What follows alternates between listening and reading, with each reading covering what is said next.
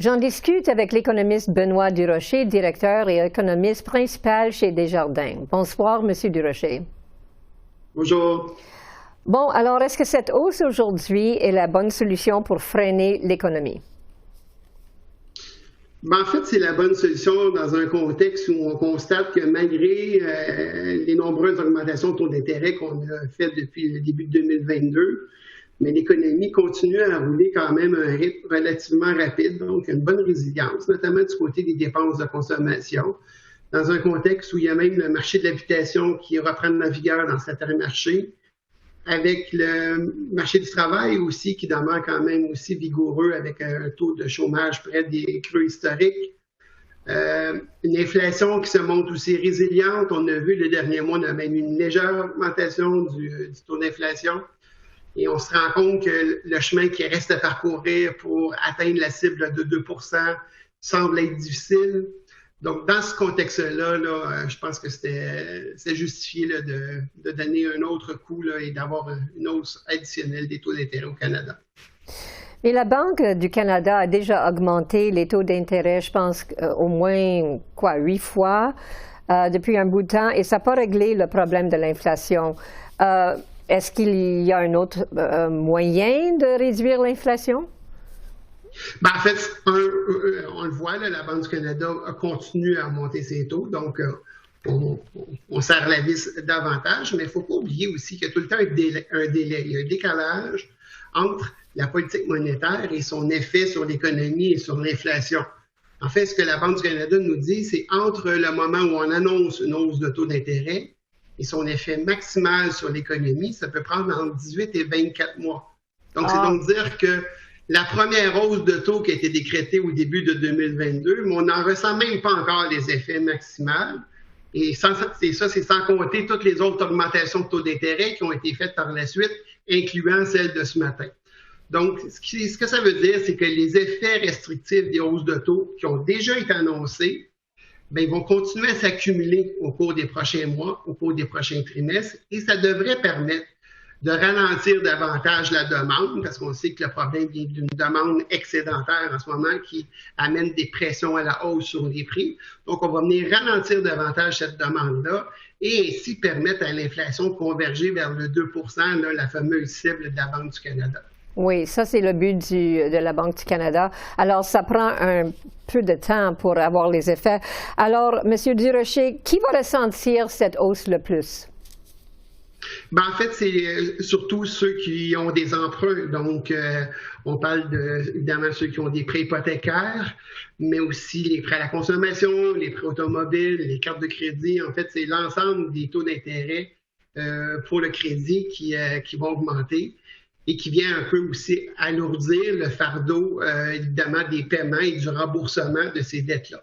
Donc, c'est évidemment probablement une grande majorité des Canadiens là, qui sont touchés d'une façon moindre ou plus, là, selon leur situation. Mais c'est vraiment par le canal du crédit qu'on va venir voir les effets là, des hausses de taux d'intérêt et l'effet restrictif là, que ça a sur la demande, sur la consommation, mais aussi sur certains investissements également. Est-ce qu'il y a beaucoup de Canadiens qui renouvellent leur hypothèque? Parce que ça va être très difficile pour ces gens-là. Oui, effectivement. Évidemment, il y a tout le temps un renouvellement des hypothèques là, qui se fait progressivement. Il y en a quand même un certain nombre là, qui vont suivre en 2024 et en 2025 aussi. Donc, ces effets-là vont se faire sentir au fur et à mesure du renouvellement des prêts hypothécaires. On sait aussi qu'il y a un plus grand nombre d'emprunteurs qui ont opté pour des taux d'intérêt variables depuis quelques années. Et c'est clair que ces gens-là ressentent plus rapidement, évidemment, l'effet des hausses de taux d'intérêt. Alors, l'inflation, c'est un sujet très... on parle de ça chaque jour sur la colline parlementaire. Et M. Poilievre met le blâme sur M. Trudeau. Il dit que c'est sa faute à cause des dépenses parce qu'il n'a pas de plan pour réduire le déficit qui est maintenant rendu à 40 milliards de dollars.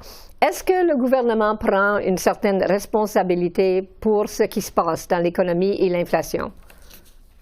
Écoutez, je ne veux surtout pas rentrer dans des considérations politiques. Par contre, je peux faire une observation. C'est, oui, l'inflation est très élevée au Canada, mais on observe que cette inflation-là est également très élevée partout sur la planète. Donc, c'est pas juste au Canada. Donc, il y a vraiment des problèmes mondiaux. Évidemment, il y a eu la hausse des prix de l'énergie qui avait fortement influencé. Mais quand on parle des problèmes dans les chaînes d'approvisionnement, c'est des difficultés mondiales qui ont été observées et qui affectent un peu tout le monde. Donc, c'est vraiment plus dans ce contexte-là, je crois, qu'on se situe au Canada en termes d'évolution pour l'inflation. Oui.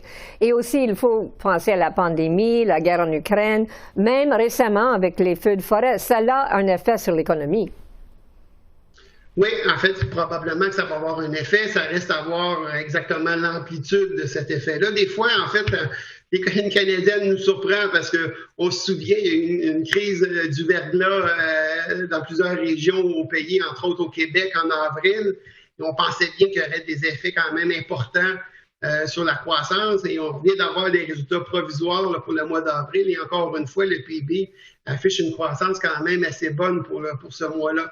Donc, l'économie canadienne a tendance à nous surprendre là, par sa résilience et sa capacité à poursuivre sa progression là, malgré les embûches.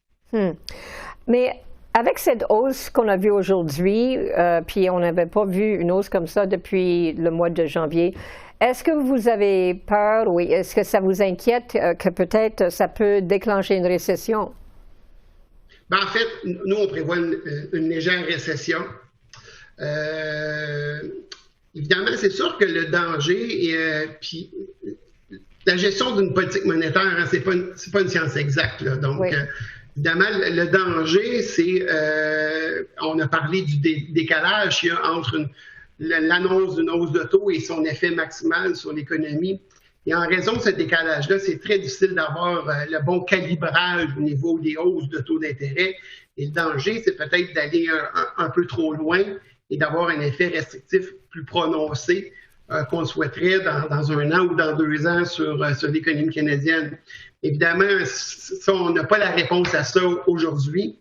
La meilleure chose qu'on peut faire, évidemment, c'est avec les données et l'information qu'on a en ce moment, de constater à quel point que malgré les hausses de taux qu'on a connues dans le passé, malgré tout ça, il n'y a vraiment pas de signe tangible de ralentissement de la croissance encore, ce qui est quand même étonnant, qu'il ne commence pas à avoir de signes un peu plus probants de ralentissement. Et dans ce contexte-là, je pense que la Banque du Canada a fait le bon choix de ne pas prendre de chance et de poursuivre les hausses de taux là, ce matin. Oui, il me semble que Chrystia Freeland aujourd'hui a dit que la Banque du Canada prédit que l'inflation va être à 3 % cet été. Alors, on peut espérer, hein? Oui, le 3 % il y a beaucoup d'effets de base qui vont disparaître parce que l'inflation, c'est toujours une comparaison par rapport à la même date l'an dernier. Et donc, il y a des effets qui avaient fortement augmenté l'an dernier qui vont disparaître du calcul. Donc, il y a un peu d'arithmétique là-dedans qui va faire en sorte que le 3 % il est quand même assez réaliste d'ici cet été. Ce qui est plus compliqué, c'est le chemin restant là, entre le 3 et le 2 %. Lui, il risque d'être un peu plus difficile parce qu'on le voit, il y a encore beaucoup de pression à la hausse là, sur certains biens et services. L'inflation fondamentale demeure quand même relativement élevée. Et en théorie, en fait, pour parvenir à une inflation qui va converger à 2 %, on aurait vraiment besoin d'un ralentissement prononcé de la demande. Et par le fait même, ça semble inévitable d'avoir une légère récession là, en réaction à ce ralentissement-là de la demande. Bon, alors, M. Durocher, je vous remercie beaucoup pour vos observations et bonsoir et bonne soirée. Bonsoir, merci.